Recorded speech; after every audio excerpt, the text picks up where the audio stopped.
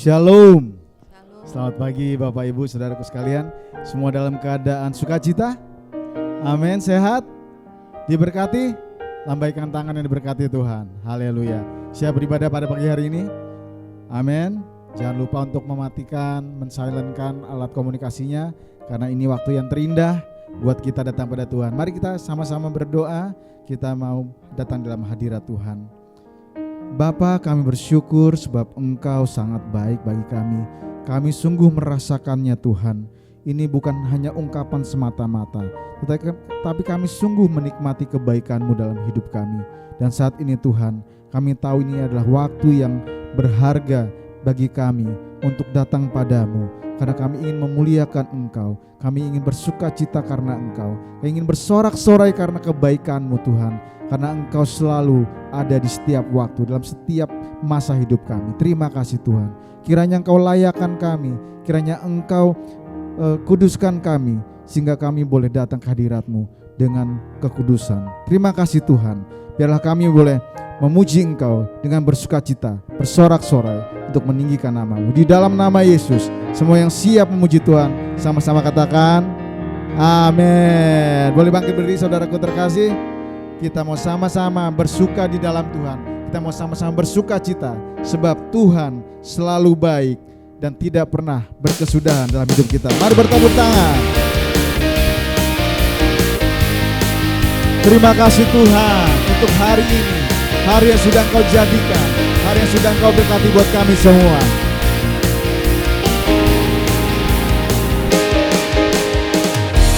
Hari ini hari yang telah dijadikan Tuhan, mari kita bersuka. Hari ini hari yang telah dijadikan Tuhan, mari kita bersuka dalam Tuhan, bersuka dalam Tuhan. Semuanya bersuka, bersuka, bersuka dalam Tuhan. Mari bersuka, bersuka citalah, bersuka, bersuka dalam Tuhan. Sekarang bersuka, bersuka citalah. Yang bersuka cita lebih dahsyat lagi buat Tuhan kita. Mari bertepuk tangan, mari goyang, mari menari buat Tuhan kita. Hari ini hari yang telah dijadikan Tuhan, mari kita bersuka. Hari ini hari yang telah dijadikan Tuhan, mari kita bersuka. Di dalam siapa? Dalam Tuhan. Bersuka, bersuka dalam Tuhan. Lambaikan tangan. Bersuka, bersuka dalam Tuhan. Mari bersuka, bersuka citalah, bersuka, bersuka dalam Tuhan. Sekarang bersuka, bersuka cita, bersuka, bersuka, bersuka dalam Tuhan. Mari bersuka, bersuka citalah, bersuka, bersuka dalam Tuhan. Sekarang bersuka, bersuka citalah, bersuka, bertepuk tangan, bersuka, bersuka dalam Tuhan. Mari bersuka, bersuka cita. Lebih dahsyat lagi jemaat Tuhan, bersuka di dalam Tuhan, bersuka dalam Tuhan. Mari bersuka, bersukacitalah. Lebih keras lagi buat Tuhan kita. Bersuka, bersuka dalam Tuhan. Mari bersuka, bersukacitalah. Bersuka, bersuka dalam Tuhan. Sekarang bersuka, bersuka. Sekarang bersuka, sekarang bersuka. Sekarang bersuka, sekarang bersuka. Bersuka citalah.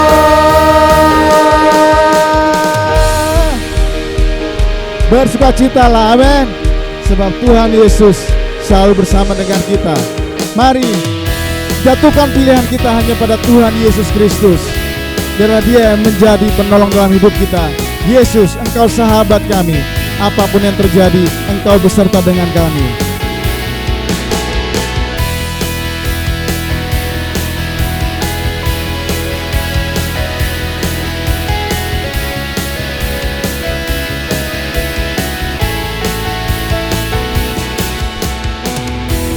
Hidup yang kupilih membuatku berarti,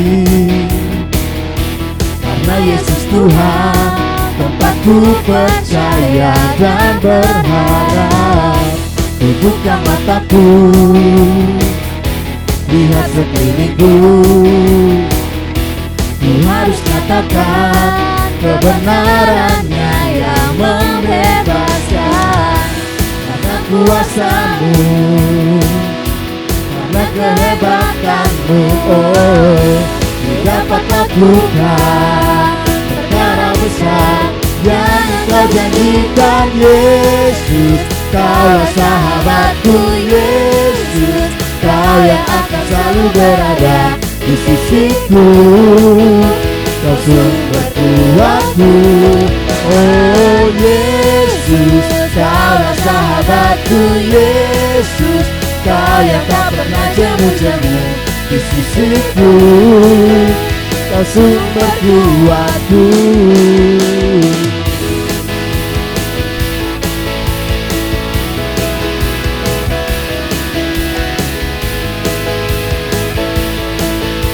Hidup yang kupilih, hidup yang kupilih membuatku berarti, karena Yesus Tuhan tempatku percaya dan berharap. Amin. Ku buka mataku, lihat sekelilingku. Ku harus nyatakan kebenarannya yang membebaskan. Karena kuasa-Mu, karena kehebatanmu, oh, Ku dapat lakukan perkara besar yang Kau janjikan. Yesus, Kaulah sahabatku. Yesus, Kau yang akan selalu berada di sisiku. Kau sumber kuatku, oh Yesus, Kaulah sahabatku. Yesus, Kau yang tak pernah jemu-jemu di sisiku. Kau sumberku. Katakan lagi, Yesus, Yesus, Kaulah sahabatku. Yesus, Kau yang akan selalu berada di sisiku. Kau sumber kuatku, oh Yesus, Kaulah sahabatku. Yesus, Kau yang tak pernah jemu-jemu di sisiku.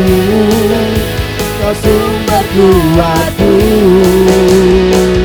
Kau sahabatku, berada di sisiku. Kau sahabatku selama-lamanya. Kau sahabatku, berada di sisiku selama-lamanya. Amin. Selama-lamanya Yesus sahabat kita. Amin. Haleluya. Silakan duduk kembali. Kita mau tetap di dalam hadirat Tuhan. Terima kasih Tuhan Yesus.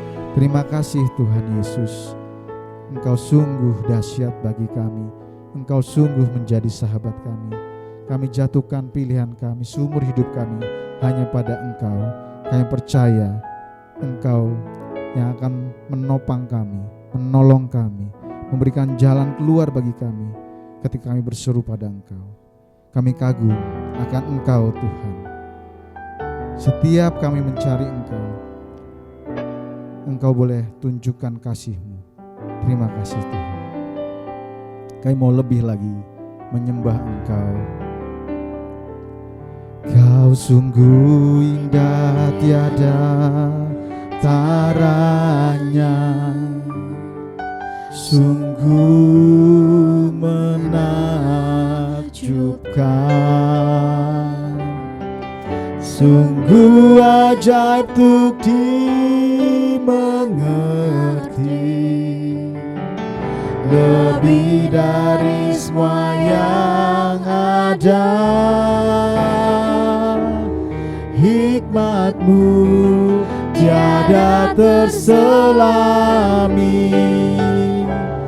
kasih-Mu dalam tak terduga. Kau sungguh indah tiada taranya, mulia dan berkuasa. Ku kagum hormat akan Engkau, ku kagum hormat akan Engkau. Kau Allah yang layak dipuji, ku kagum akan Engkau. Hanya Engkau Tuhan yang layak kami sembah, yang layak kami puji, yang layak kami tinggikan. Kami naikkan suara kami meninggikan Engkau. Kau sungguh indah tiada taranya, sungguh menakjubkan, sungguh ajaib untuk dimengerti, lebih dari semua yang ada. Hikmat-Mu tiada terselami, kasih-Mu dalam tak terduga. Kau sungguh indah tiada taranya, mulia dan berkuasa, dan berkuasa. Mari serukan. Ku kagum hormat akan Engkau, ku kagum hormat akan Engkau. Kau Allah yang layak dipuji, ku kagum akan Engkau. Ku kagum hormat akan Engkau, ku kagum hormat akan Engkau. Kau Allah yang layak dipuji, ku kagum akan Engkau. Ku kagum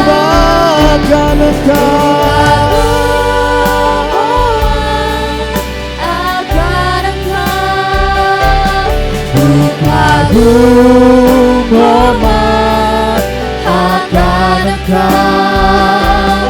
Kau Allah yang layak dipuji,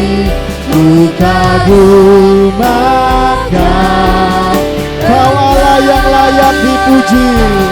Kau Allah yang layak dipuji. Ku kagumakan, aku kagumakan Engkau. Ku kagumakan Engkau.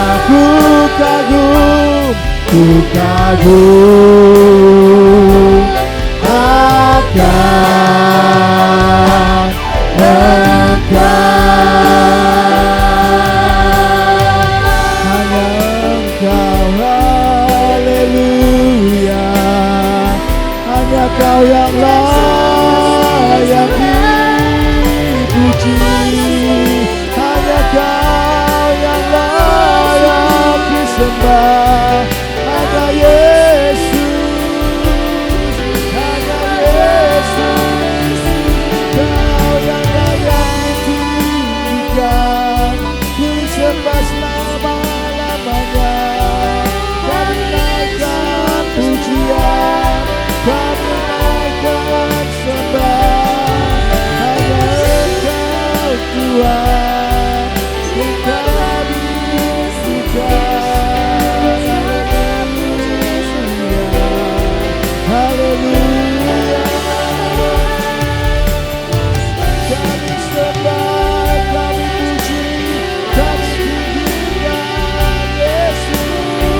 Juru selamat kami, penebus kami, penopang kami. Engkau layak, Engkau layak. Terima pujian,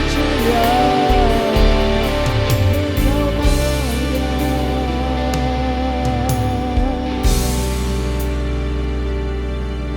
Hanya Engkau saja Tuhan Yesus yang layak menerima pujian kami, yang layak menerima sembah kami.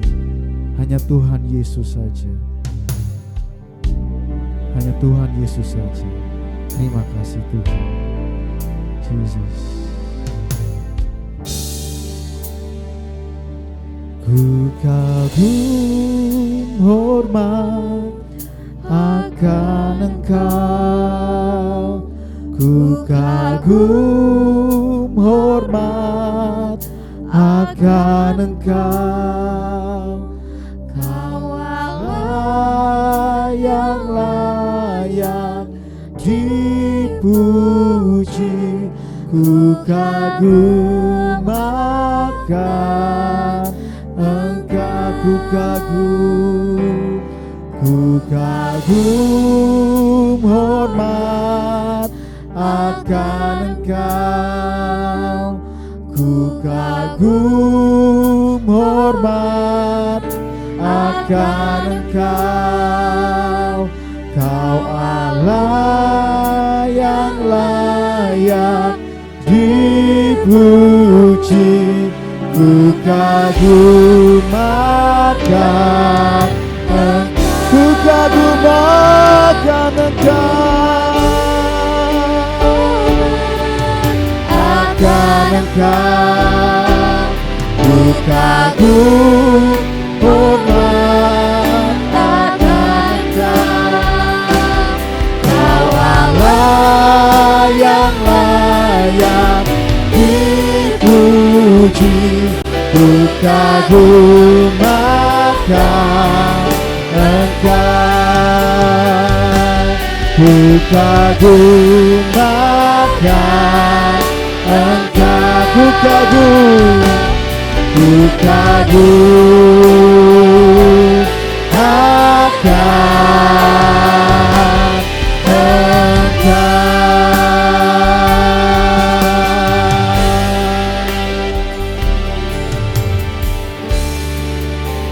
Mau beri yang terbaik hanya bagi-Mu saja Tuhan, sebab Kau layak terima yang terbaik dari kami.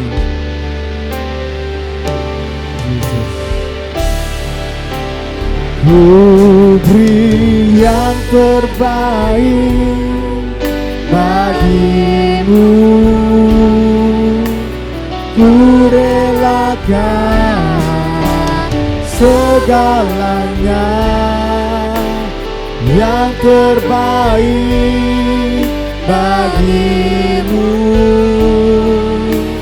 Senap hatiku dan senap jiwaku, ku beri yang terbaik, ku beri yang terbaik bagimu. Ku relakan segalanya, yang terbaik bagimu. Segenap hatiku dan segenap jiwaku. Mari bawa persembahan dan persepuluhan kita di hadapan Tuhan. Ku beri yang terbaik bagimu, ku relakan segalanya, yang terbaik bagimu. Segenap hatiku dan segenap jiwaku.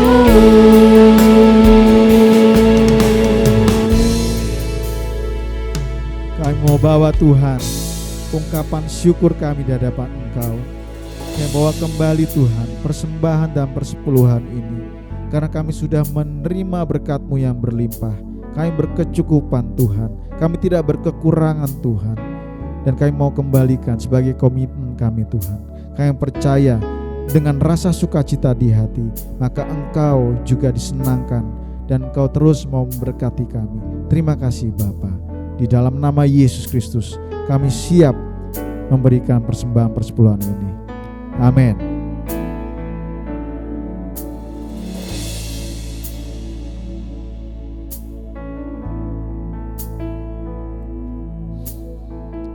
Kami mau hidup bagi-Mu ya Tuhan. Kami mau gunakan kehidupan kami ini sebagai alat-Mu. Kami percaya kami diciptakan dengan tujuan tertentu, dengan maksud tertentu dari Engkau. Kami ingin mengenal kebenaran-Mu ya Tuhan, agar hidup kami boleh berpadanan dengan kehendak-Mu saja. Kami serahkan Tuhan hidup kami ini di dalam tangan-Mu.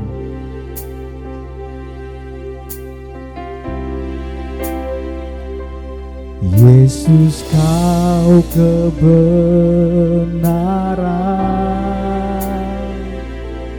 yang menyelamatkanku. Kau memberikanku hidup dan pengharapan.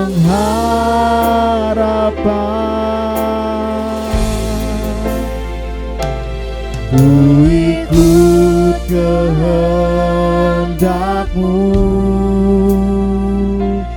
ku perlu anugerah-Mu. Ku nyatakan janji-Ku kepadamu. Kalau ku hidup bagi-Mu. Kalau ku hidup bagi-Mu, hatiku tetap menyembah-Mu. Dunia tak bisa menjauhkanku dari kasih-Mu. Selama ku hidup bagi-Mu. Selama ku hidup bagi-Mu. Mataku tetap memandang-Mu. Dunia tak bisa menjauhkanku dari kasih-Mu. Mari bersama-sama katakan komitmen kita di hadapan Tuhan. Dan kesungguhan hati kita nyatakan, kalau ku hidup bagimu Tuhan. Kalau ku hidup bagimu, hatiku tetap menyembahmu. Dunia tak bisa menjauhkanku dari kasih-Mu. Saya undang pendeta Thomas. Selama ku hidup bagimu, mataku tetap memandangmu. Dunia tak bisa menjauhkanku dari kasih-Mu. Kalau ku hidup bagimu, hatiku tetap menyembahmu. Dunia tak bisa menjauhkanku dari kasih-Mu. Selama ku hidup bagimu, mataku tetap memandangmu. Dunia tak bisa menjauhkanku dari kasih-Mu.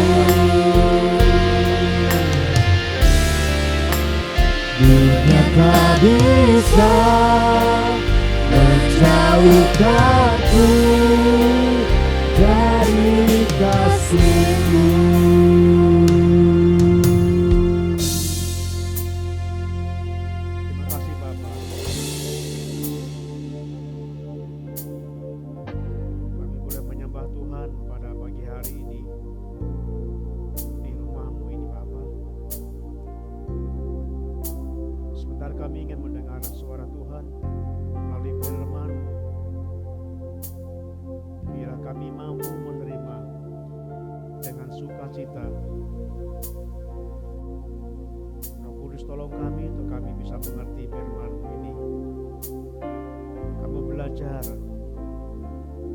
Bagaimana kami menjadi orang yang sungguh-sungguh hidup di dalam Kristus,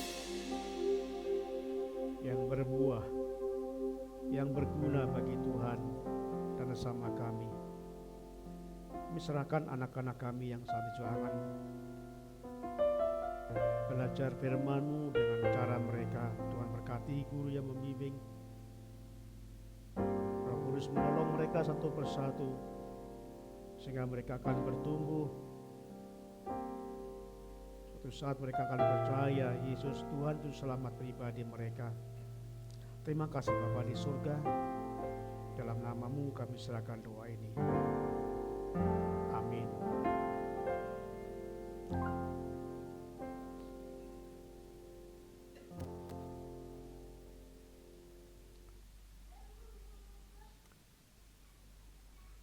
Salam Bapak Ibu, saudara yang kasih Tuhan.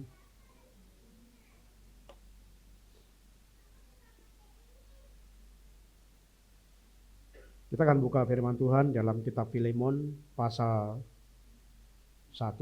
Di Filemon itu hanya satu pasal. Filemon pasal 1 ayat 1 sampai dengan ayat yang ke-7. Kitab Filemon pasal 1 ayat 1 sampai dengan ayat yang ke-7. Tema firman Tuhan pada hari ini adalah bukan sekedar percaya, tapi juga berguna.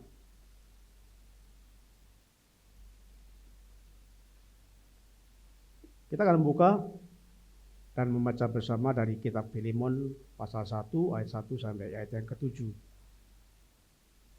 Mari kita akan baca bersama. Dari Paulus, seorang hukuman karena Kristus Yesus, dan dari Timotius saudara kita, kepada Filemon yang kekasih, teman sekerja kami, dan kepada Apfia, saudara perempuan kita, dan kepada Akripus, teman seperjuangan kita, dan jemaat di rumahmu. Kasih karunia dan damai sejahtera dari Allah Bapa kita dan dari Tuhan Yesus Kristus menyertai kamu. Aku mengucap syukur kepada Allahku setiap kali aku mengingat engkau dalam doaku, karena aku mendengar tentang kasih-Mu kepada semua orang kudus dan tentang iman-Mu kepada Tuhan Yesus. Dan aku berdoa agar persekutuan-Mu di dalam iman turut mengerjakan pengetahuan akan yang baik di antara kita untuk Kristus. Dan kasih-Mu cukup peroleh kegembiraan besar dan kekuatan, sebab hati orang-orang kudus kau hibur dari saudaraku. Saudaraku, saya ingin kita akan belajar dari pohon mangga ya, filosofi yang kita gunakan tentang pohon mangga. Ada gambar pohon mangga ini. Jadi pasti masa-masa kita waktu kecil kita pernah melakukan ini. Pada waktu kita belajar tentang pohon mangga, seorang yang menanam mangga pasti mengharapkan suatu saat akan mengeluarkan buah. Seperti itu, pohon mangga itu mengeluarkan buah yang cukup banyak, sudah siap untuk dimakan, dan yang menikmati buah pohon mangga itu adalah orang lain. Jadi bukan pohon itu sendiri. Jadi orang-orang yang lewat, orang yang menanam, yang punya, itulah yang akan menikmati buah dari pohon mangga. Nah, saya menggambarkan bahwa hidup kita yang Tuhan ajarkan, kita bukan sekedar hidup. Kita bukan sekedar percaya kalau kita bicara tentang iman Kristen, bukan sekedar menjadi orang Kristen, tapi Tuhan mengharapkan supaya kita sungguh-sungguh menjadi orang Kristen yang berguna, yang berbuah, yang menjadi berkat bagi Tuhan dan bagi sesama kita. Nah, saudaraku, pada waktu pohon ini mengeluarkan buah yang cukup banyak, ada banyak orang menginginkan buah itu. Ada yang bermacam-macam. Kalau orang itu yang bukan menanamnya pasti ingin mengambil dengan cara yang jahat. Melempari. Dan kita melihat pohon mangga itu tidak pernah membalas. Jadi pohon mangga itu walaupun dilempari buahnya, tetapi pohon mangga itu tetap tidak pernah membalas dengan kejahatan. Bahkan waktu seseorang melempar pohon mangga itu, buahnya itu akan jatuh. Jadi luar biasa, orang itu melempar batu, melempar kejahatan, tapi dibalas dengan pohon buah itu yang jatuh di dalam diri orang itu. Saya ingin menggunakan filosofi ini dalam kehidupan kita. Tuhan ingin supaya kita yang percaya Yesus akan belajar, akan terus menerus seperti pohon mangga ini, mengeluarkan buah, dan buah itu bisa dinikmati oleh banyak orang. Nah, saudaraku yang kasih Tuhan, di dalam firman Tuhan dari Filemon tadi yang kita baca, kita pelajari adalah satu tokoh yang sangat luar biasa, anak Tuhan yang bernama Filemon. Jadi Filemon ini orang yang kaya, orang yang tinggal di Kolose, dan dia menerima Tuhan Yesus, dia percaya Tuhan Yesus pada waktu Rasul Paulus memberitakan Injil padanya.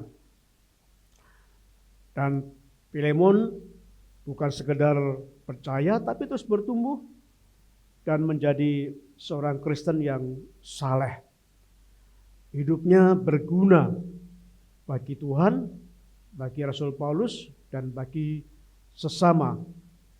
Nah, jadi itulah yang Tuhan inginkan, bahwa Tuhan ingin kita bukan sekedar hidup. Tuhan ingin kita bukan sekedar percaya Yesus, bukan sekedar menjadi orang Kristen, tapi juga menjadi orang Kristen yang berguna, yang berbuah, yang bermanfaat bagi orang lain. Saudaraku, pada saat ini saya sangat prihatin banyak orang Kristen yang justru akhir ini melakukan kejahatan ya. Orang Kristen saling benci, sekarang sudah mulai tren, saudaraku. Orang Kristen saling membenci mendasarkan Alkitab, ketika bertengkar menggunakan ayat Alkitab, tapi mereka sedang ada kebencian. Mereka sungguh-sungguh memalukan. Ada satu gereja yang mereka juga berantem. Bahkan satu denominasi juga berantem. Jadi pasti Tuhan sangat sedih ketika mendengar dan melihat tentang kelakuan orang Kristen semacam ini. Oleh sebab itu, di dalam Filemon pasal 1 ayat yang ke-20, ini harapan Rasul Paulus kepada Filemon berkata, "Ya saudaraku, semoga engkau berguna bagiku di dalam Tuhan." Paulus mengharapkan supaya Filemon sungguh-sungguh menjadi orang Kristen yang bukan hanya Kristen, tapi juga bertumbuh yang berguna bagi pelayanan Tuhan, bagi sesama, bagi orang lain, karena inilah yang menjadi kerinduan Tuhan. Oleh sebab itu, saudaraku yang kasih Tuhan, bagaimana kita bisa menjadi orang yang berguna, yang berbuah di dalam Tuhan? Kita belajar dari sikap Filemon yang kita baca tadi. Ada beberapa sikap Filemon yang kita teladani sehingga Filemon bisa memiliki iman yang bertumbuh dan bisa berguna bagi Tuhan. Nah, yang pertama dikatakan orang yang berguna, yang bertumbuh itu pasti akan memiliki sifat yang mengampuni. Kita sering mendengar kata mengampuni, ini gampang sekali diucapkan. Bahkan ajaran-ajaran Tuhan sering sekali menekankan tentang mengampuni, mengasihi dan sebagainya. Tapi betapa sulitnya untuk kita terapkan dalam kehidupan kita. Baik dalam keluarga, dalam gereja, dalam pertemanan, sesungguhnya kita jujur sangat sulit untuk kita mengampuni. Nah, itu sebabnya memang merupakan suatu hambatan yang terbesar. Kita akan berbuah, kita akan bertumbuh, akan berguna jikalau kita tidak bisa memiliki hati yang mengampuni. Kita akan belajar dari sosok yang sederhana ini. Sekali lagi bahwa Filemon orang yang kaya, tapi dia terus bertumbuh imannya. Nah, kita melihat dari sosok ini, Filemon ini mengampuni Onesimus. Kalau kita membaca dalam firman Tuhan, kita lihat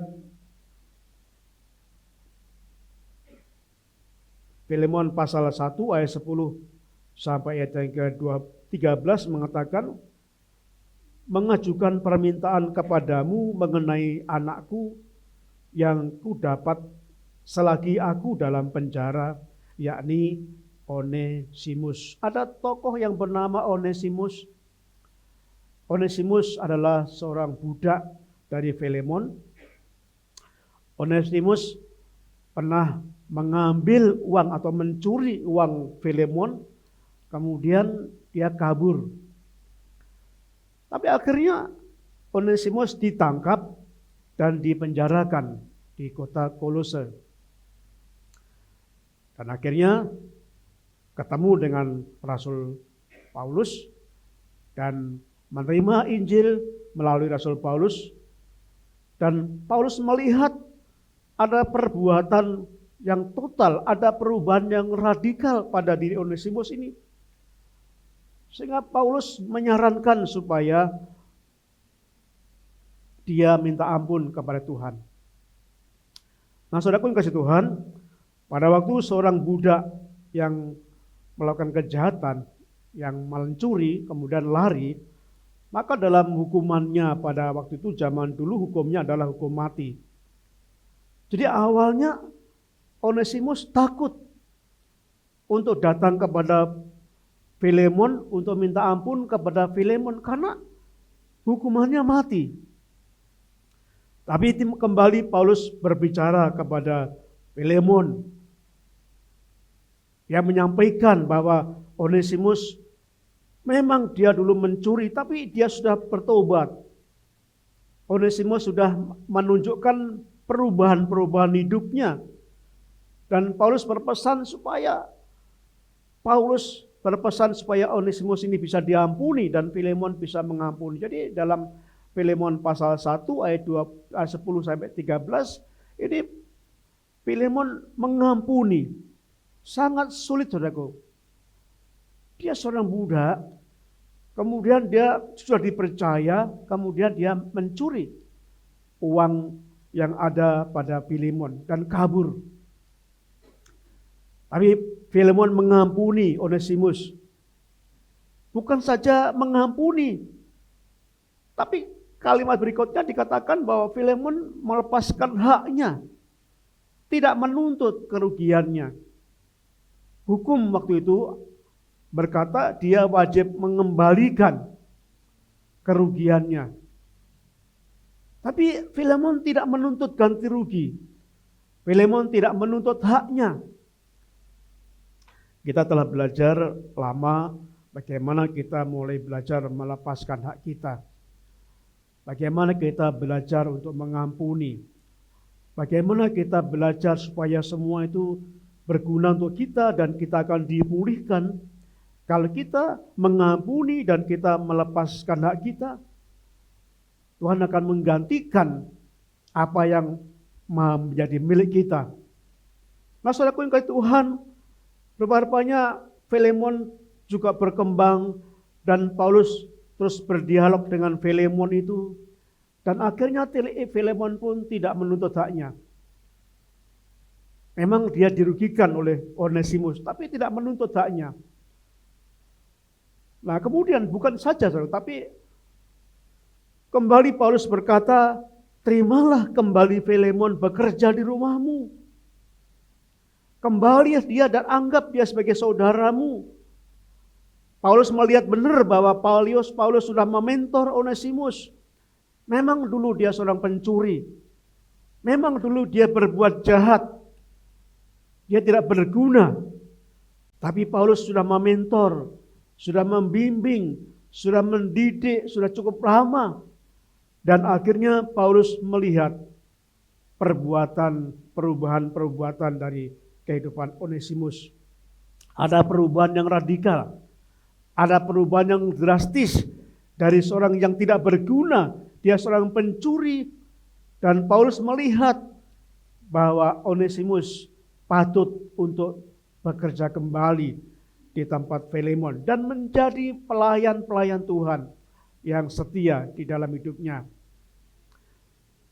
Yang pertama yang kita pelajari, bagaimana kita supaya hidup kita berguna, supaya hidup kita berbuah, yaitu jangan ada kepahitan, jangan ada kebencian, tapi mari mengampuni. Kita akan melihat belajar bagaimana Petrus, pada waktu Petrus menyangkal Tuhan Yesus, 3 kali menyangkal Tuhan Yesus, tetapi Petrus diampuni Tuhan. Dan Yesus memberikan kesempatan yang kedua supaya Petrus bertobat.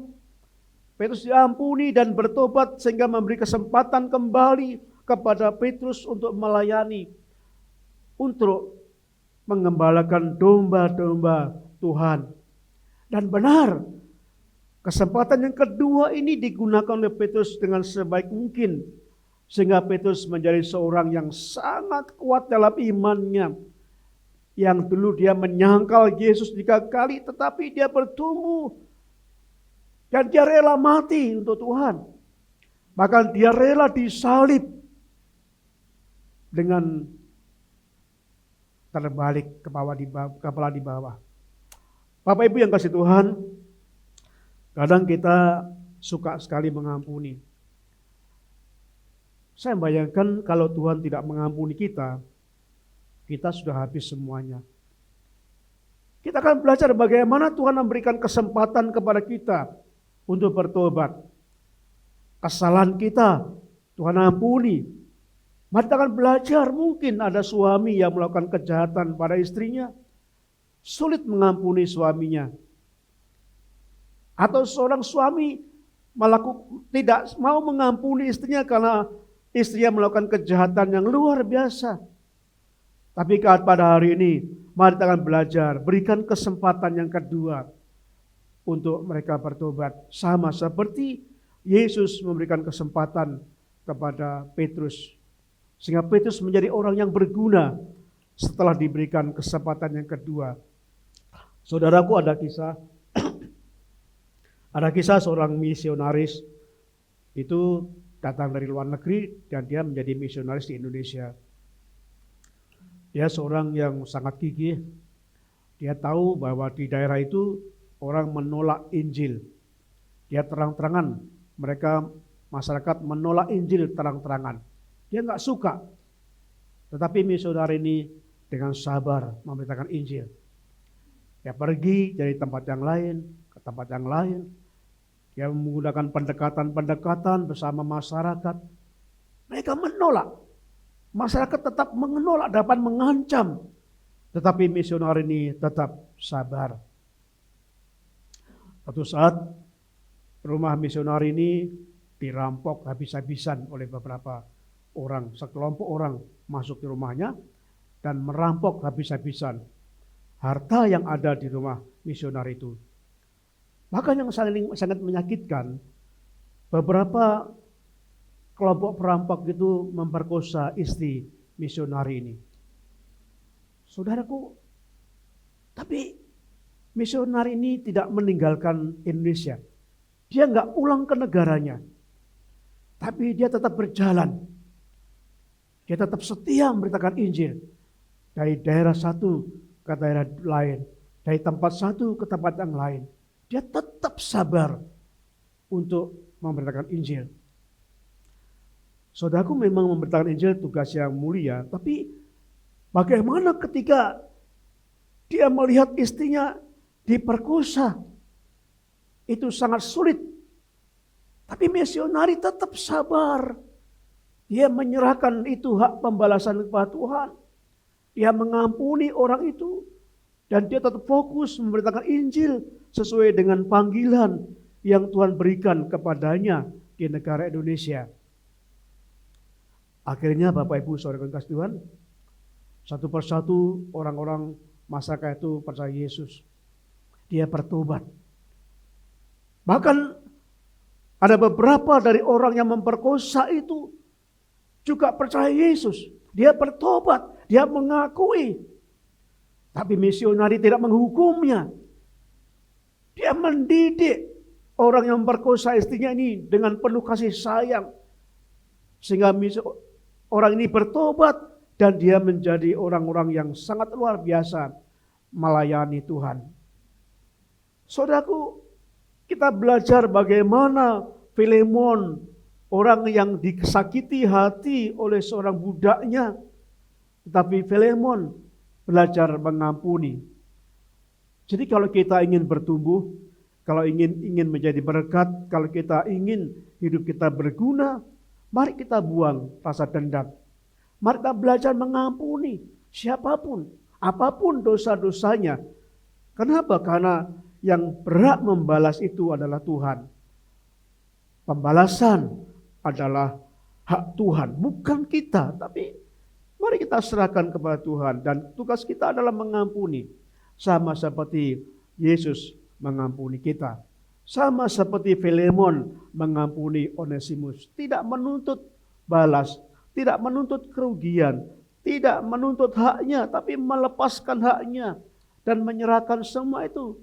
Karena Tuhannya lah yang berhak untuk membalas semua itu. Dan yang kedua yang kita pelajari dari sikap dari seorang Filemon adalah memiliki karakter Kristen. yang saleh. Bapak Ibu, Kristen itu artinya pengikut Kristus. Sesungguhnya kalau kita benar-benar Kristen, pasti hidup kita saleh. Tapi ada pengertian yang berkembang bahwa Kristen itu termasuk agama. Dan kalau agama Kristen, agama apapun, ada banyak mereka yang tidak salah hidupnya.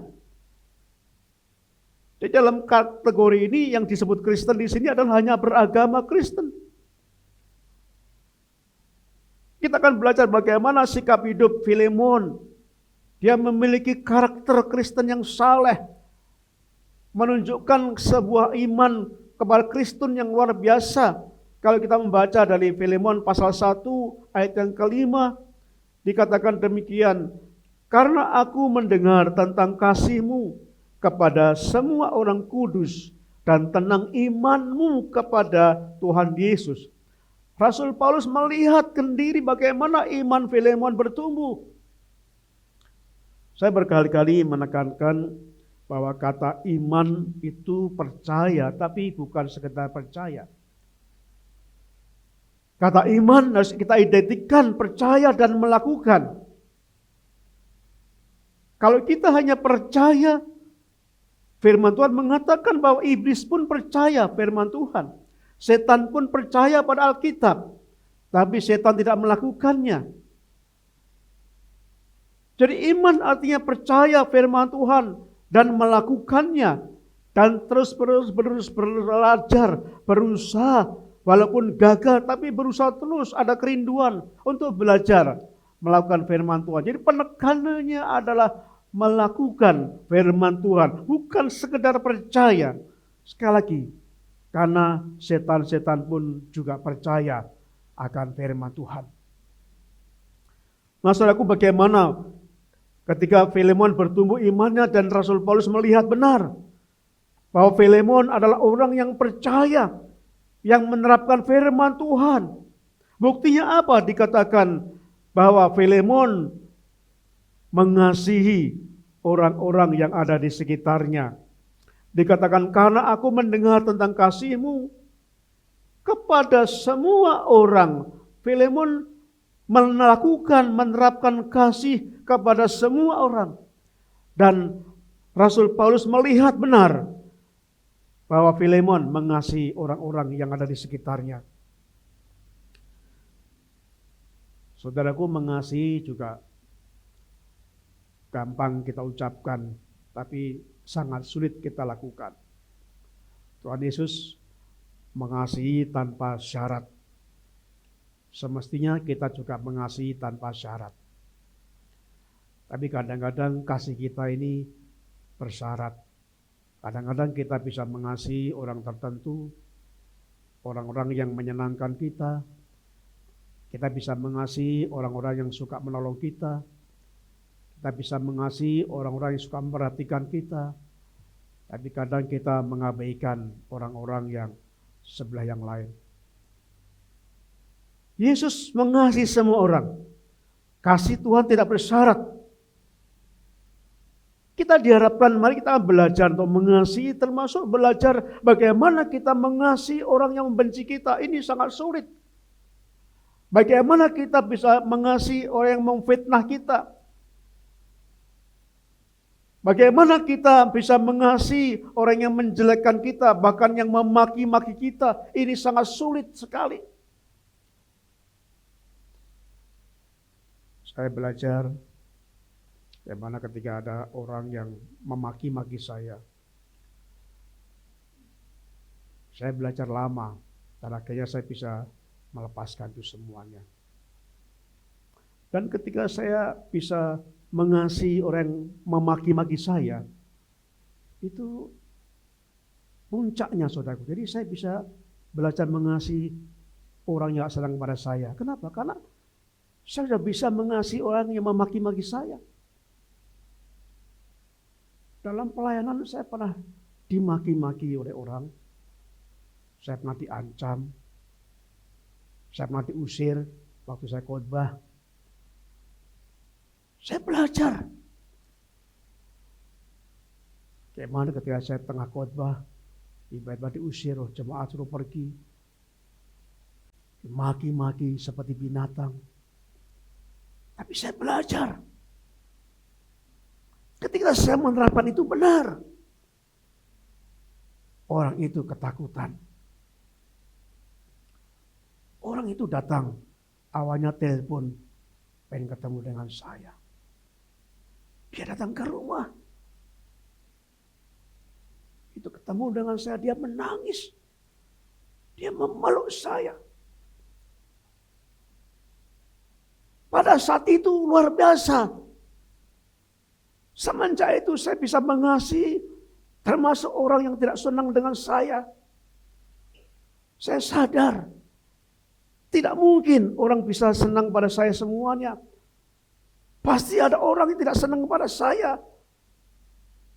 Tapi semenjak itu saya bisa mengasihi orang-orang yang tidak senang dengan saya. Karena puncaknya saya bisa mengasihi orang yang mengancam saya. Orang yang membenci, yang maki-maki saya. Nah saudaraku, Tuhan Yesus mengasihi semua orang. Kenapa? Karena Tuhan Yesus bisa mengasihi orang yang membunuh dia. Yang menyalibkan dia, itu puncaknya. Sehingga Yesus bisa mengasihi tanpa syarat semua orang. Kita melihat Filemon mempunyai karakter yang luar biasa. Dia memiliki kasih yang diterapkan, bukan dikatakan. Kasih Filemon bukan hanya dilakukan dalam nyanyian, bukan diucapkan dalam sebuah lagu. Tapi kasih Filemon dilakukan dan disaksikan oleh Rasul Paulus. Dia melihat kasihmu kepada semua orang. Filemon juga murah hati. Bapak Ibu, di dalam firman Tuhan, kalau kita melihat di dalam ayat ini, dalam Filemon pasal yang ke-1 ayat yang ke-22 bagian A, dikatakan dalam pada itu bersedialah juga memberi tumpangan kepadaku. Memberi tumpangan, konteksnya zaman dahulu itu belum ada hotel, saudaraku. Sehingga pada waktu Paulus melayani atau ada hamba Tuhan melayani, biasanya ada seorang anggota yang memberi tumpangan. Artinya menyiapkan rumahnya dan tamu itu tidur di rumah Filemon. Waktu saya melayani dulu, waktu masih muda saya sering melayani di tempat-tempat yang tidak ada hotel, biasanya dititipkan tidur di salah satu anggota gereja itu. Kami tinggal di situ dan keluarga itu memberikan makan kami dan kami melayani, kami sharing. Dan pada konteks sekarang ini memang banyak kota-kota besar ada hotel, sehingga waktu melayani biasanya disewakan hotel. Saya pernah di Malang, di pedesaan Sumberjabon, itu Malang Selatan yang cukup jauh. Dan saya diberikan tempat, ditolong oleh Pak Lurah di sana. Itu di rumah Pak Lurah itu. Kebetulan Pak Lurah itu punya anak Kristen. Sehingga kami dititipkan di tempat Lurah itu, melayani. Lurah itu memperhatikan kami.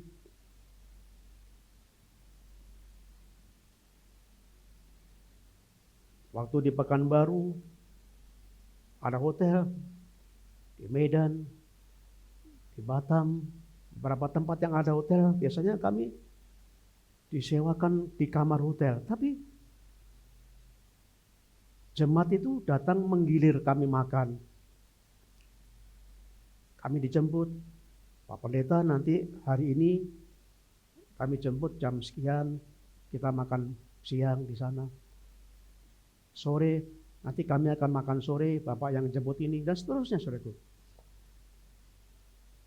Saudaraku, itu yang dinamanya pelayanan yang sangat penting juga. Jadi pelayanan bukan di mimbar saja. Pelayanan bukan hanya di lingkup gereja saja, tapi ada pelayanan yang disebut hospitality. Jadi pelayanan yang luar biasa itu. Dan Filemon melakukan pelayanan hospitality ini. Dia menyediakan rumahnya, Dia menampung Rasul Paulus, memberi makan, menjamu Rasul Paulus itu. Kenapa? Karena Filemon murah hati. Dia murah hati. Tempatnya Mbak Sari itu satu kamar di Trenggalek. Bapaknya berkata dengan saya, kamar ini saya khususkan jikalau ada hamba Tuhan yang datang ke gereja kami. Jadi setiap ada hamba Tuhan yang tamu di gereja itu, biasanya tidur di tempatnya bapaknya Mbak Sari itu. Ada satu kamar yang dikhususkan. Itu pelayanan hospitality, saudaraku. Jadi itu sangat diperlukan. Pasti orang seperti itu adalah orang yang murah hati, yang senang menolong, yang senang berbagi. Dan itu sangat dibutuhkan juga dalam gereja. Sehingga sungguh-sungguh mereka akan bertumbuh. Dan pada waktu kami sharing di semua jemaat itu, rupanya jemaat itu punya masalah yang besar. Dan kami nggak tahu jikalau kami tidak ngobrol di suasana yang santai, suasana makan, dia ngobrol terus, dia ngomong terus terang bagaimana kondisi ada masalah besar di kantornya. Dan akhirnya kita berdoa bersama-sama, dan itu dilayani pada waktu bukan di mimbar. Dilayani bukan waktu di dalam gedung gereja, tapi di luar pada waktu suasana santai. Maksudku, Filemon adalah orang yang suka memberikan tumpangan. Filemon juga orang yang suka berdoa. Kita melihat dalam Filemon pasal 1 ayat yang ke-22 bagian B ini dikatakan, karena aku harap oleh doamu, aku akan dikembalikan kepadamu. Paulus seorang rasul yang besar, yang sangat terkenal, punya kekuasaan, punya kuasa yang luar biasa. Tapi Paulus masih ingin didoakan oleh Filemon. Kenapa? Karena Filemon ini orang yang suka berdoa. Bukan hanya doa hafalan, bukannya doa kata-kata saja, tapi sungguh-sungguh kehidupan Filemon ini kehidupan yang penuh dengan doa. Itu sebabnya Paulus pengen supaya didoakan oleh Filemon supaya bisa kembali ke kota Kolose. Nah, saudaraku yang kasih Tuhan, mari kita akan punya karakter Kristen yang saleh. Orang-orang yang menunjukkan, menerapkan iman dalam hidupnya. Yang menunjukkan, memberikan tumpangan, menggambarkan orang yang murah hati, memberikan tumpangan. Biasanya kalau kami keluar kota, biasanya pendeta itu datang. Itu dari mana, Pak?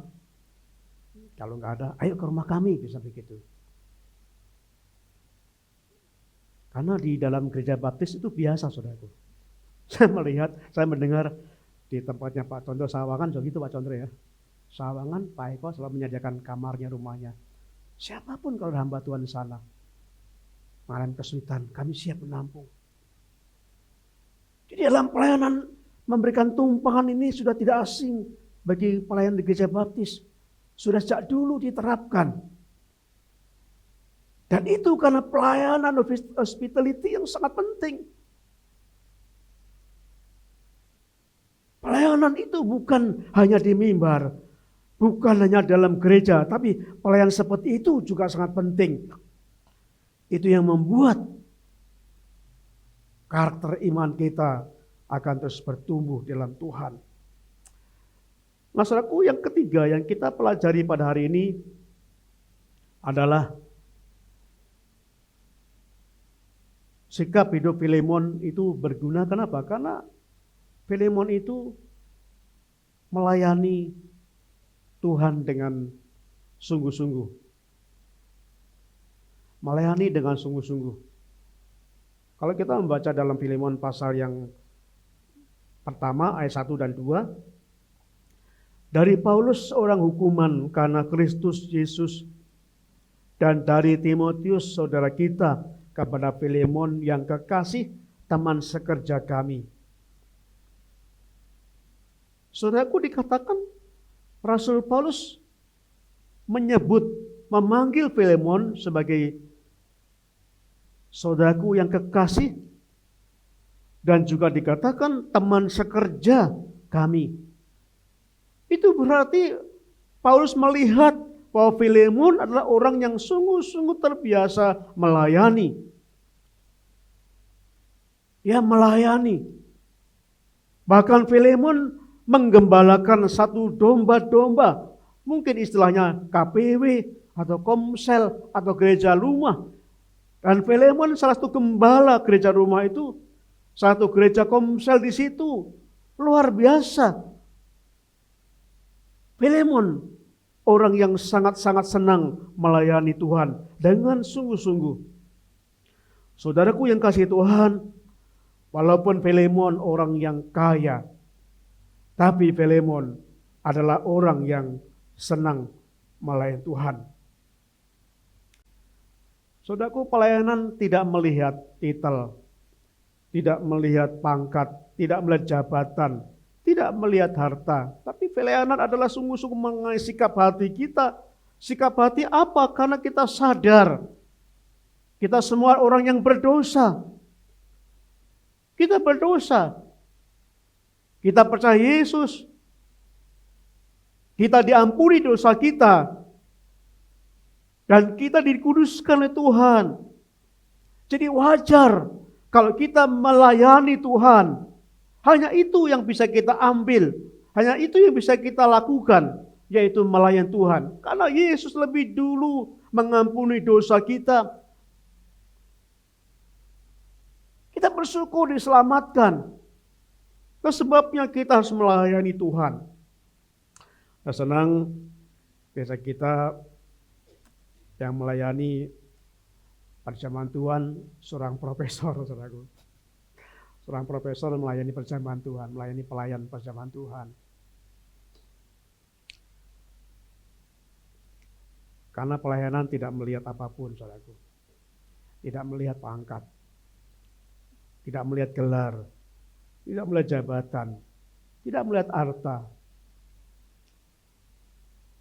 Ada banyak orang di gereja lain, seorang pemilik perusahaan, mereka juga melayani sebagai usher. Bahkan salah buat gereja, dia seorang pemilik perusahaan, dia melayani dari bagian parkir. Dia pemilik perusahaan, saudaraku. Tapi dia berkata hanya ini yang saya bisa lakukan. Hanya menjadi petugas parkir gereja. Karena gereja itu banyak mobil-mobil dan dia menolong petugas parkir. Tidak melihat apapun yang ada pada kita. Tapi yang Tuhan inginkan, mari kita akan melayani dengan sungguh-sungguh. Dengan kesungguhan hati kita, apapun yang kita bisa lakukan. Minggu yang lalu kita belajar bahwa Tuhan tidak melihat jenis pelayanan kita. Manusia membeda-bedakan. Oh, yang tak paling penting bagi manusia, pelayan yang terhebat adalah pelayanan pendeta yang berdiri di mimbar, yang menyampaikan firman Tuhan. Banyak orang menilai mungkin pelayanan mimbar ini ada nilainya 100. Tapi bagi Tuhan tidak. Mungkin pelayan yang di bawahnya adalah WL. Pemimpin ibadah yang bisa mengeksplorasi lagu-lagu yang luar biasa. Mungkin pelayan itu kalau bisa diberi nilainya, itu nilainya 75 di bawah pendeta sedikit. Tapi bagi Tuhan tidak seperti itu. Yang ketiga mungkin singer, pemain musik. Mungkin di bawah dari WL itu mungkin nilainya 60. Dan sering berkata pelayanan paling rendah adalah usher, kolektan. Mungkin diberi nilai 10 saja, karena dianggap tidak penting. Tapi minggu yang lalu kita melihat bagaimana Billy Graham bertobat. menjadi penginjil yang terkenal. Itu karena peran Asher ketika hadir KKR. Tidak ada tempat, akan pulang. Lalu remaja yang pernah Billy Graham itu, dia mau pulang. Dan ketemu Asher. Asher mencarikan tempat duduk pada Billy Graham itu yang masih remaja itu. Dan akhirnya disitulah Billy Graham remaja percaya Yesus dan bertobat dan menjadi penginjil. Itu karena peran Asher. Orang yang tidak menduga sama sekali. Saudaraku, apapun jabatan saudara, pelayanan saudara, jangan pernah meremehkan. Apapun, tidak ada pelayanan yang hebat bagi Tuhan. Pelayanan yang hebat bagi Tuhan adalah ketika pelayan itu melayani dengan sungguh-sungguh, dengan kesungguhan hatinya. Apakah itu Asher? Ya mari menjadi pelayan Asher yang sungguh-sungguh. Nah, jangan meremehkan karena Asher nggak apa-apa lah. Besok diganti aja ya, saya nggak bisa. Ya jangan begitu. Karena remeh, jadi ganti aja lah besok. Banyak yang bisa kan banyak, cuma Asher aja kok. Banyak yang bisa kok. Jangan saudaraku. Lakukan dengan sungguh-sungguh. Karena Tuhan melihat kesungguhan kita. Filemon melayani dengan sungguh-sungguh.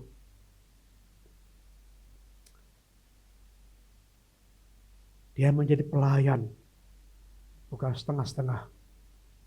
Tapi melayani dengan kesungguhan hati. Bapak Ibu yang kasih Tuhan. Saya ingat sebagai respon firman Tuhan pada hari ini. Mari kita akan renungkan hidup kita. Mari merenungkan hidup kita. Apakah saudara sungguh-sungguh bersedia untuk dipakai Tuhan? Mari kita akan berusaha hidup kita berguna bagi orang lain. Menjadi orang Kristen yang berguna hidup kita. Bukan sekedar orang Kristen saja. Ada banyak orang yang disebut Kristen sekarang menjadi masalah. Ada banyak orang Kristen yang dipenjarakan. Ada banyak orang Kristen yang berantem. Ada banyak pejabat Kristen yang berantem. Ada banyak pendeta Kristen yang berantem.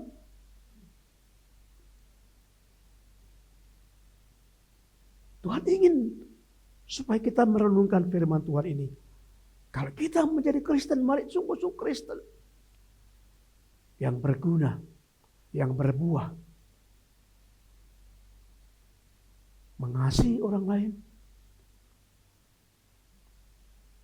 Kita tunjukkan hidup kita mengasihi semua orang. Mari kita tunjukkan kehidupan kita yang saleh. Suka memberikan tumpangan, murah hati, mendoakan orang. Dan mari kita akan sungguh-sungguh tunjukkan bahwa kita juga melayani dengan sungguh.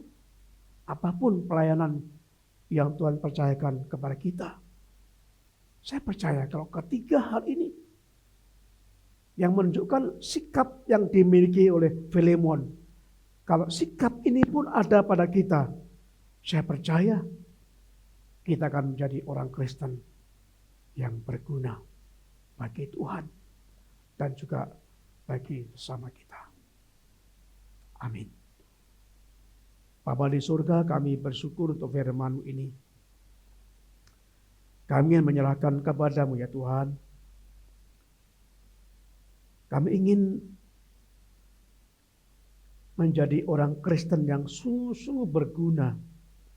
Bukan hanya sebutan Kristen, tapi sungguh-sungguh Kristen yang berguna bagi Tuhan dan bagi orang lain.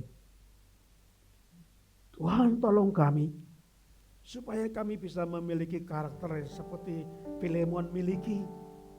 Supaya kami bisa mengampuni orang yang bersalah pada kami. Jauhkan kami dari kebencian, dendam. Karena membuat kami tidak bisa bertumbuh. supaya kami bisa memiliki sikap seperti Filemon, orang Kristen yang saleh, yang melakukan firman Tuhan. Walaupun belum sempurna, tapi kami ada niat, ada rencana, ada semangat untuk belajar melakukan firman Tuhan. Ajarkan kami untuk kami bisa murah hati kepada orang-orang yang membutuhkan kami. Ajarkan kami untuk kami setia berdoa,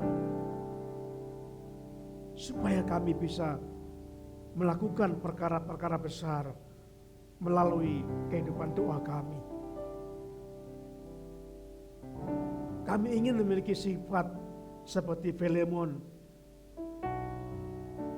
melayani dengan sungguh, tidak melihat apapun pelayanan kami. Orang melihat jenis pelayanan, membanggakan pelayanan tertentu, tapi Tuhan melihat hati kami. Bukan apa yang kami lakukan pelayanan itu, tapi melihat kesungguhan hati kami.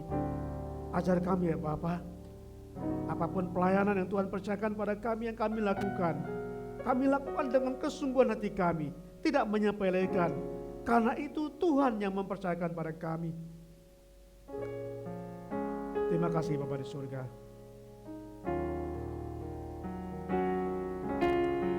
Saudaraku yang kasih Tuhan,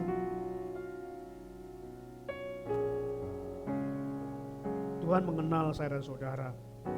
Saya sama seperti Tuhan mengenal Filemon, Tuhan mengenal Onesimus. Dia dulu jahat, Onesimus jahat, dia pencuri. Tapi Tuhan mengampuni dan dia menjadi orang yang berguna. Saya dan saudara juga orang yang jahat. Pada waktu belum percaya Yesus, kita orang yang jahat, berdosa. Tapi Tuhan mengampuni kita. Dan kita diberi percayaan Tuhan untuk menjadi orang yang berguna bagi kemuliaan Tuhan. Tuhan tidak melihat masa lalu kita, sekelam apapun masa lalu kita, semerah apapun masa lalu kita. Tapi Tuhan mengampuni, Tuhan mengubahkan, bahkan Tuhan menyempurnakan kita, sehingga kita menjadi berguna bagi Tuhan dan bagi sesama.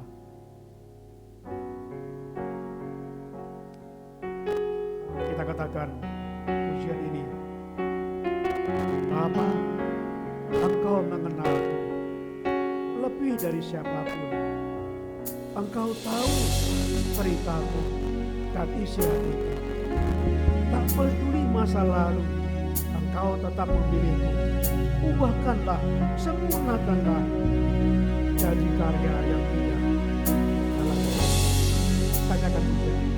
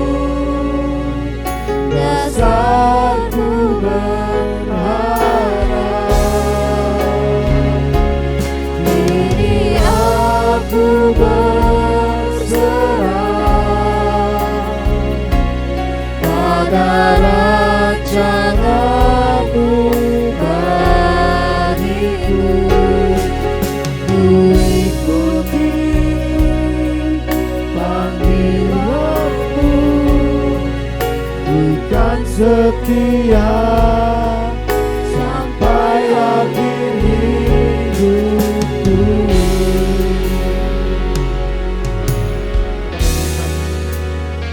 Dari awal katakan dengan lebih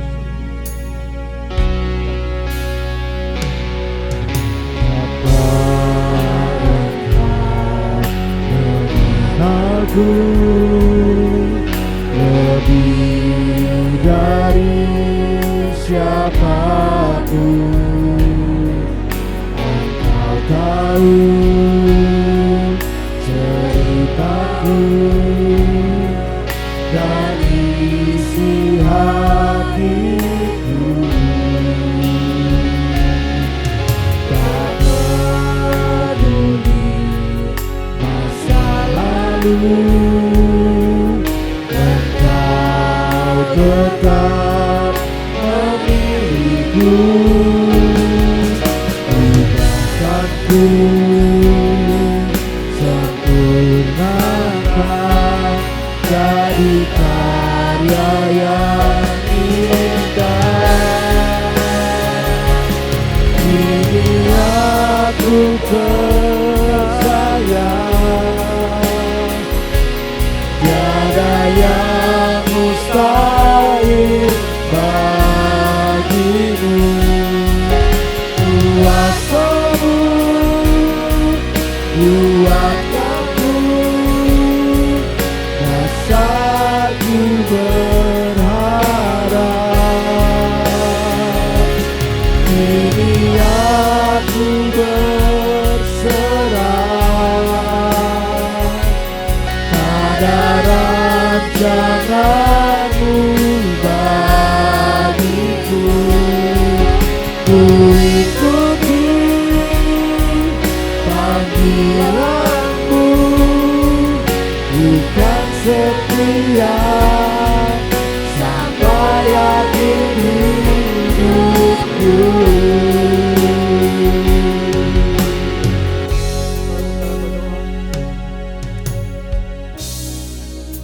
musik akan mengiringi saudara. Sampaikan doa kepada Tuhan untuk merespon firman Tuhan pada hari ini. Mari kita akan menjadi orang Kristen yang berguna bagi kemuliaan Tuhan. Sangat banyak orang-orang Kristen saat ini di seluruh negara kita yang menjadi batu sandungan. Mari kita akan menjadi orang Kristen berguna untuk kemuliaan Tuhan. Melalui hidup kita, mari kita mengampuni, mari kita memberi tumpangan, menolong, mari kita akan melayani sesuai dengan apa yang Tuhan percayakan pada saudara. Silakan saudara berdoa untuk merespon firman Tuhan pada pagi hari ini.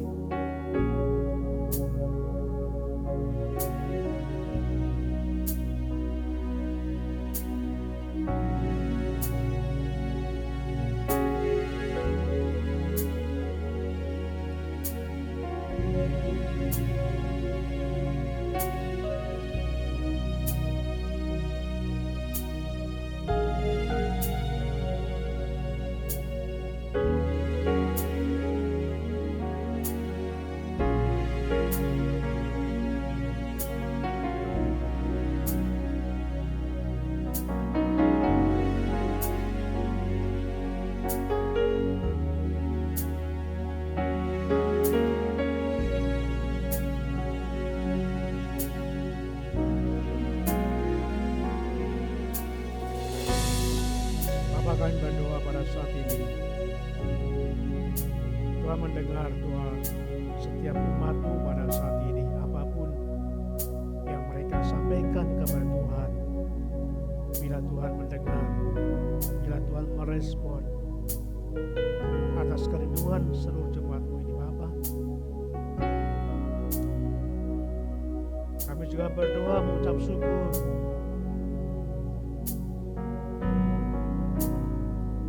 Komunitas Gabungan Gereja Baptis Indonesia. Pada tanggal 12 besok akan merayakan hari ulang tahun GGBI yang ke-53. Tuhan berkati kerinduan kami umat baptis dalam tema tahun ini, supaya ada terobosan pelayanan bagi umat baptis. Dengarkan doa kami Bapa. Sungguh-sungguh di tahun 2024, ulang tahun yang ke-53 ini, ada pelayanan terobosan, ada terobosan-terobosan yang baru yang dilakukan oleh umat baptis. Berkati supaya bertumbuh perlayanannya Gereja Baptis Indonesia, baik yang ada di negara kami Indonesia maupun pelayanan yang ada di luar negeri. Tuhan pakai menjadi alat Tuhan. Kami berdoa untuk hari ulang tahun kemerdekaan bangsa kami, Republik Indonesia yang ke-79 pada tanggal 17 Agustus 2024. Berkati Tuhan untuk rencana upacara bendera yang diadakan di 2 tempat, baik di ibu kota negara Nusantara, Kalimantan Timur, dan juga yang diadakan di Jakarta. Tuhan berkati supaya semua itu untuk kemajuan bangsa kami. Berkati persiapan-persiapannya, berkati semuanya, terutama di IKN Nusantara, supaya pada waktunya akan selesai. Dan sungguh-sungguh bangsa kami akan bersyukur, akan mengucap syukur atas kemajuan bangsa kami. Kami merindukan bangsa kami diberkati Tuhan, bukan hal yang seremonial, tapi Tuhan memberkati para pemimpin bangsa kami untuk memperhatikan kesejahteraan seluruh masyarakat kami di Indonesia. Berkati Tuhan, kami rindu pada ulang tahun negara kami yang ke-79 ada perubahan kesejahteraan bagi rakyat kami Indonesia. Terima kasih Bapa di surga. Kami terus berdoa untuk jemaat-Mu, berkati mereka yang sakit Tuhan. Kami serahkan kepada Tuhan. Berkati mereka yang membutuhkan pekerjaan, yang bergumul untuk pekerjaan. Berkati untuk mereka yang sedang ada masalah-masalah. Tuhan tolong supaya semua masalah itu diberikan hikmat oleh Tuhan, dapat mengatasinya. Kami serahkan supaya jemaat-Mu terus bertumbuh, semakin setia kepada Tuhan, dan Tuhan tambahkan juga jumlah orang-orang yang datang pada Tuhan melalui gereja ini. Terima kasih Bapa di surga. Terima kasih Tuhan Yesus Kristus. Saudaraku, kita akan mengakhiri ibadah kita. Kita akan berdiri bersama-sama. Kita akan naikkan pujian tadi, refnya. Kita akan katakan, kini aku percaya, tiada mustahil bagi. Kini aku percaya, tiada yang mustahil bagimu.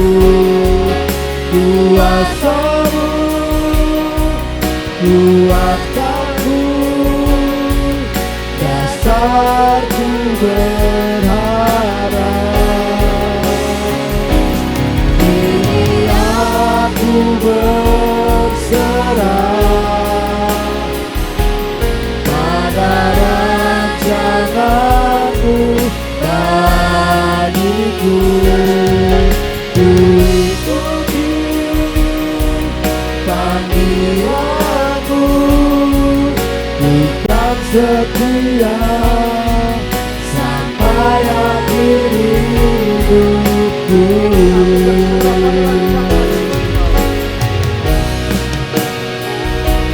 Serahku berserah pada rencana-Mu bagiku. Ikuti panggilan-Mu, bukan setia sampai akhir hidupku.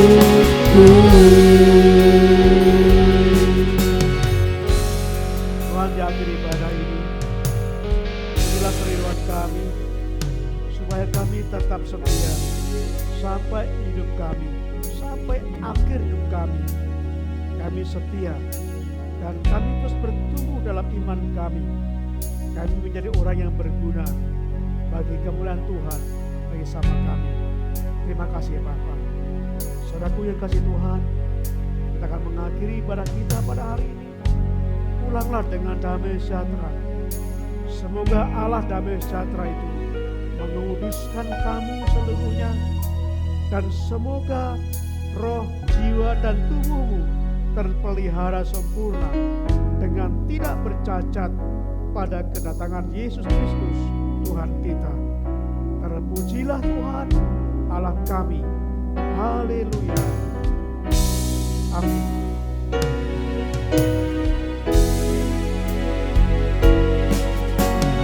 Tuhan Allah beserta engkau sampai bertemu kembali. Kasih Kristus mengawali. Tuhan Allah beserta engkau sampai bertemu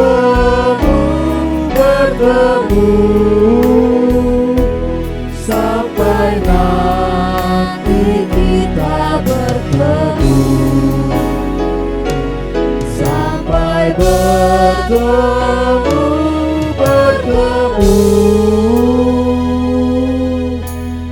Tuhan Allah beserta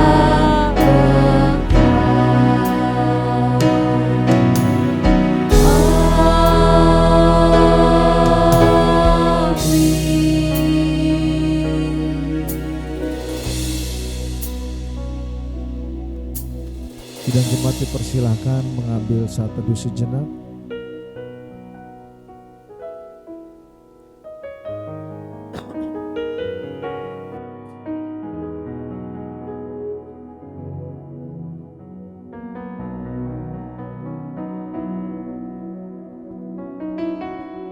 Amin. Ibadah hari Minggu sudah selesai. Mari kita bersalam-salaman satu dengan yang lainnya. Dengan Ibu dan Bapak Pendeta. Tuhan Yesus memberkati.